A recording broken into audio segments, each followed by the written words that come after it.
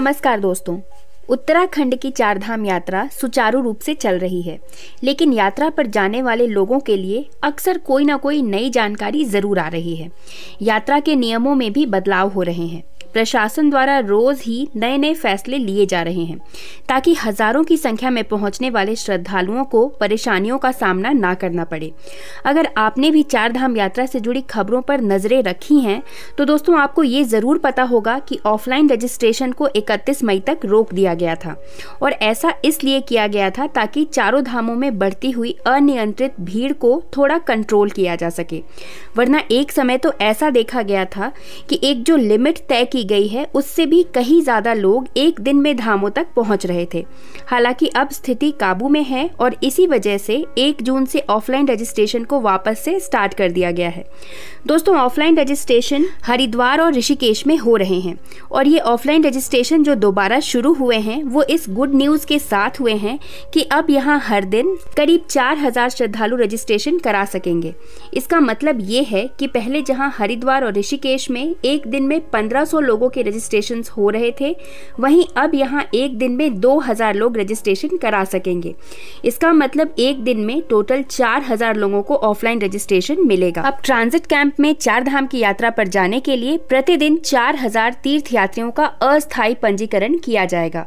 इसके आदेश जारी कर दिए गए हैं। अब तक 3000 तीर्थ यात्रियों का अस्थायी पंजीकरण किया जा रहा था। बुधवार से 4000 यात्रियों का अस्थायी पंजीकरण किया जाना शुरू हो चुका है। बताया गया है कि तीर्थ यात्रियों के 8 से 10 लोगों वाले दलों का पंजीकरण प्राथमिकता के साथ किया जा रहा है। जिन यात्रियों को अलग अलग बसों से यात्रा करनी है, उनका इंतजार में समय खराब ना हो, इस बात का ध्यान रखा जा रहा है।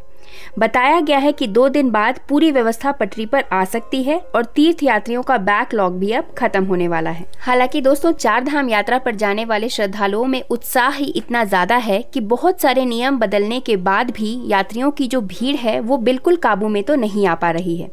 चारधाम यात्रा के लिए ऑनलाइन रजिस्ट्रेशन के बाद अब ऑफलाइन रजिस्ट्रेशन के लिए भी मारामारी शुरू हो गई है। हालांकि संख्या बढ़ाकर 1500 से 2000 तो जरूर कर दी गई है, लेकिन अभी भी यात्रियों की बहुत ही ज्यादा भीड़ हरिद्वार और ऋषिकेश में ऑफलाइन रजिस्ट्रेशन के लिए पहुंच रही है। चारधाम यात्रा के लिए बुधवार से ऑफलाइन रजिस्ट्रेशन शुरू होते ही हरिद्वार में भीड़ उमड़ पड़ी। इस दौरान एक यात्री ने हंगामा भी कर दिया। भीड़ को देखते हुए यहां पुलिस बल तैनात किए गए हैं। हरिद्वार में चारधाम यात्रा के लिए पंजीकरण कराने आए एक यात्री ने हंगामा करते हुए पुलिस पर भी मारपीट का आरोप लगाया। यात्री आधी रात के बाद ही पंजीकरण कराने के लिए जिला पर्यटन विकास केंद्र पर पहुंचने लगे, लेकिन 8 बजे तक भी पंजीकरण का कार्य शुरू नहीं हो पाया, जिससे यात्रियों ने हंगामा शुरू कर दिया। पर्यटन विभाग की ओर से पुलिस को सूचना दी गई। सूचना मिलने पर पुलिस ने व्यवस्था बनानी शुरू की, लेकिन यात्रियों ने पुलिस पर ही मारपीट का आरोप लगाते हुए हंगामा कर दिया। बड़ी मुश्किल से पुलिस ने यात्रियों की लाइन लगाकर पंजीकरण का कार्य शुरू करवाया। इसके बाद भी यात्रियों की लंबी लाइन केंद्र के बाहर लगी हुई थी। यात्रियों को पंजीकरण करने के लिए घंटों का इंतजार करना पड़ रहा है। यात्रियों ने पंजीकरण व्यवस्था को खत्म करने की मांग की है, लेकिन ये कोई सॉल्यूशन नहीं है दोस्तों। अभी तक आपने जितने भी न्यूज चारधाम यात्रा से रिलेटेड देखी है, उसमें आपने ये चीज देख ली है कि यात्रियों की संख्या लिमिटेड होने के बावजूद भी हर धाम में कितनी ज्यादा भीड़ पहुंच रही है। ऐसे में अगर पंजीकरण की व्यवस्था को ही खत्म कर दिया गया तो भीड़ इतनी ज्यादा अनियंत्रित हो जाएगी कि फिर वो किसी के कंट्रोल में भी नहीं आ पाएगी। जिला पर्यटन अधिकारी सुरेश कुमार सिंह यादव का कहना है कि चारों धामों बद्रीनाथ, केदारनाथ, यमुनोत्री व गंगोत्री के लिए 500-500 के स्लॉट ऑफलाइन पंजीकरण के लिए दिए गए हैं। उन्हें उम्मीद है कि इतने स्लॉट में सभी यात्रियों के पंजीकरण हो जाने चाहिए। हरिद्वार के साथ ही ऋषिकेश में भी ऑफलाइन पंजीकरण अब शुरू हो चुके हैं। धर्म नगरी में भी ऑफलाइन पंजीकरण के लिए 6 काउंटर बनाए गए हैं। इन पर हर धाम के लिए 500-500 यात्रियों के पंजीकरण किए जाएंगे। उत्तराखंड में 10 मई से चारधाम यात्रा गंगोत्री और यमुनोत्री के कपाट खुलने के साथ ही शुरू हो चुकी है। वैसे तो उत्तराखंड सरकार की ओर से चारधाम यात्रियों के लिए ऑनलाइन पंजीकरण की सुविधा दी गई है।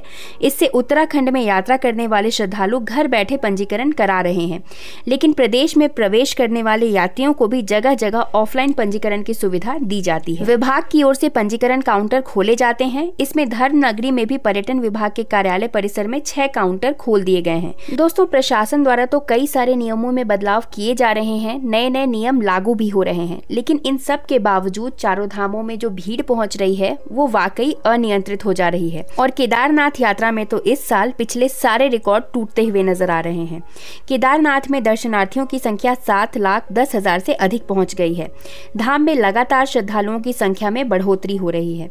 वहीं चारधाम यात्रा पर आज से प्रतिदिन 4,000 यात्री भेजे जाएंगे। बृहस्पतिवार को 4,000 यात्रियों का पंजीकरण किया गया। साथ ही अन्य 4,000 श्रद्धालुओं को अगले दिन के पंजीकरण के लिए भी टोकन दे दिए गए। चारधाम यात्रा के दौरान अन्य धामों की तुलना में केदारनाथ में 3 गुने तीर्थयात्री ज्यादा पहुंच रहे हैं। पिछले वर्ष की तुलना में शुरुआती 25 दिनों में यहां तीर्थयात्रियों की संख्या 2 गुनी बढ़ गई है। बीते 25 दिनों में चारों धामों में 16.5 लाख से अधिक तीर्थयात्री पहुंच चुके हैं, जबकि पिछले वर्ष ये आंकड़ा 10.88 लाख के करीब था। 10 मई को गंगोत्री धाम के कपाट खुलने के साथ ही चारधाम यात्रा का आगाज हुआ। शुरुआती दिनों में ही यात्रा के लिए तीर्थयात्रियों का हुजूम उमड़ पड़ा था। स्थिति ये रही कि धामों में क्षमता से अधिक तीर्थयात्रियों के पहुंचने पर प्रशासन को ऋषिकेश व हरिद्वार में ही लोगों को रोकना पड़ गया था। कुछ तीर्थयात्री तो रजिस्ट्रेशन न मिल पाने की वजह से बिना यात्रा किए ही वापस भेजे गए। चारधाम यात्रा के दौरान सबसे अधिक तीर्थयात्री केदारनाथ धाम पहुंच रहे हैं। यहां शुरुआती 25 दिनों में 6,48,234 तीर्थयात्री पहुंच चुके हैं, जबकि पिछले वर्ष ये आंकड़ा 3,24,684 था। चारधाम यात्रा के लिए 1 जून से पुनः ऑफलाइन पंजीकरण शुरू कर दिए गए हैं। पहले दिन केवल 1,500 यात्रियों का ही स्लॉट था। अगले दिन के लिए इतने ही यात्रियों के टोकन जारी किए गए। इससे ऋषिकेश में तीर्थयात्रियों का बैकलॉग शुरू हो गया था। स्थिति ये बनी कि टोकन पाने वाले कई यात्री खड़े ही रह गए और पंजीकरण का 1,500 स्लॉट फुल हो गया। खाली हाथ रहे तीर्थयात्रियों ने ISBT के गेट पर लगातार 2 दिन विरोध किया। पुलिस के समझाने पर किसी तरह स्थिति सामान्य हुई। मुख्यमंत्री ने हरिद्वार ट्रांजिट कैंप में निरीक्षण के बाद 4 जून से ऋषिकेश व हरिद्वार में 4-4 हजार यात्रियों के पंजीकरण के निर्देश दिए। निर्देश के बाद ऋषिकेश में 3,000 का स्लॉट बना दिया गया। 2 दिन में ही ऋषिकेश में तीर्थयात्रियों का बैकलॉग जो है वो कम होने लगा। दूसरे दिन बुधवार को यात्रा प्रशासन की ओर से 4,000 टोकन जारी किए गए। बृहस्पतिवार को 4,000 तीर्थयात्रियों का पंजीकरण किया गया। एक साथ 4,000 तीर्थयात्रियों का पंजीकरण होने के दौरान सुबह 7 बजे से दोपहर 2 बजे तक पंजीकरण काउंटर पर भीड़ नजर आती रही। कैंप में आने वाले यात्रियों से आधार कार्ड की छायाप्रति के साथ आवश्यक विवरण जमा कराए जा रहे हैं। इसके बाद उन्हें टोकन जारी किए जा रहे हैं। एक दिन में 4,000 यात्रियों को यात्रा में भेजे जाने से ऋषिकेश में भीड़ नहीं होगी। तो दोस्तों, अगर आप भी इस साल चारधाम यात्रा पर जाने का प्लान बना रहे हैं तो वीडियो आपके लिए यूजफुल जरूर होनी चाहिए, लेकिन साथ साथ ही हमें अपनी नैतिक जिम्मेदारी का भी एहसास होना चाहिए। अगर रजिस्ट्रेशन हमने जिस डेट पे जाने का प्लान किया है उस डेट का नहीं मिल पा रहा है तो हम अपनी यात्रा की डेट 1 आध दिन आगे बढ़ा के भी रजिस्ट्रेशन ले सकते हैं। किसी एक ही डेट पे फिक्स हो जाना फेवरेबल कंडीशंस के लिए इशारा नहीं कर रहे हैं। तो दोस्तों, आशा करती हूँ ये वीडियो आपके लिए यूजफुल और इन्फॉर्मेटिव रही हो। अगर ये वीडियो आपको पसंद आई है तो इस वीडियो को एक लाइक जरूर करिए, कमेंट में हर हर महादेव लिखिए और ऐसे ही अन्य वीडियोस के लिए हमारे चैनल से जुड़े रहिए। धन्यवाद।